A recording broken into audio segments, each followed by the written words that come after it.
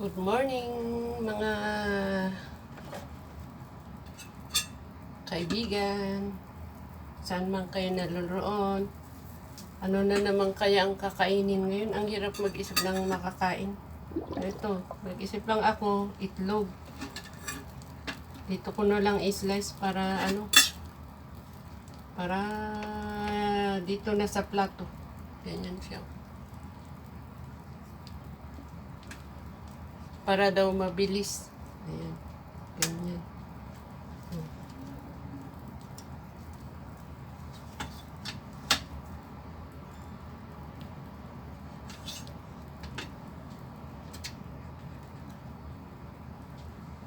Yan ba? Ganyan ang pagka-slice niya. Kung tutusin, pwede namang kutsilyo lang. Pero parang style lang ba? Ayan.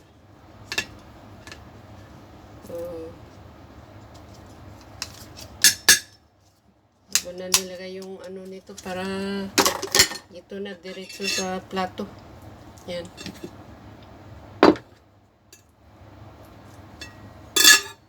Bilis lang. Simple lang po akong kumain ng breakfast. Hindi ako maraming So, lagyan ko na pati mayonnaise. Ayaw ko yung marami. Kung maaari, hindi ko lagyan eh.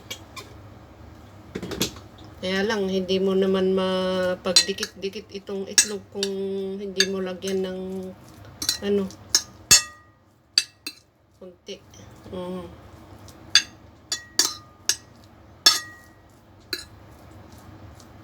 Ayan. Hindi pala nakikita yung aking video. Sensya na po. Ganyan lang siya ang aking kasimple-simpleng breakfast. Ayan. Tapos yung ating tinapay ay simple lang din. Ayan. Onion red daw ito.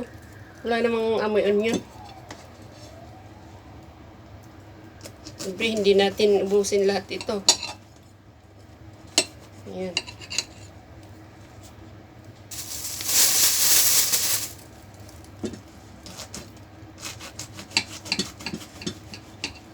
Parang nag-ano lang to. Ayan.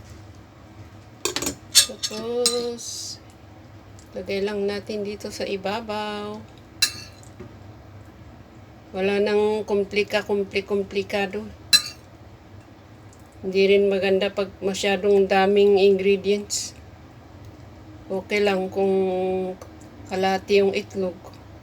Siyempre, pag nasobrahan tayo ng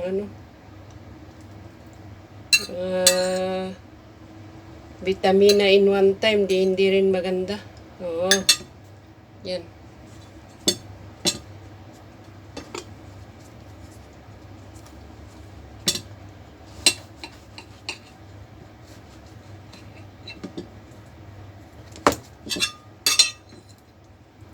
Para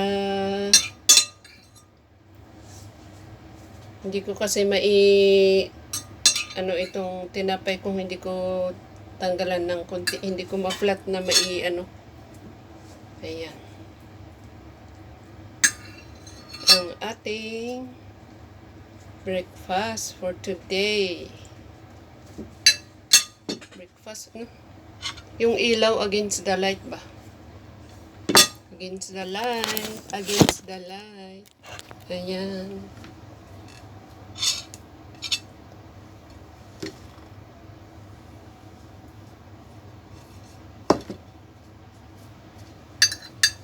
Thank you so much sa panonood nyo sa aking very simple breakfast. Yung ilaw, bakit ganun? Minsan hindi naman against. So, ito na po ang aking ano bang tawag dito? Bread with egg. Hindi ko alam Pag-isipan ko muna. Maraming salamat. Pasensya na po. Ito lang ang aking maipapakita sa ngayon. Thank you so much. Maraming salamat sa hindi nang iiwan. Nandyan pa rin kayo. Thank you, thank you. Kain na po tayo. Sana nakakain din kayo. Good morning and good evening, good afternoon everyone.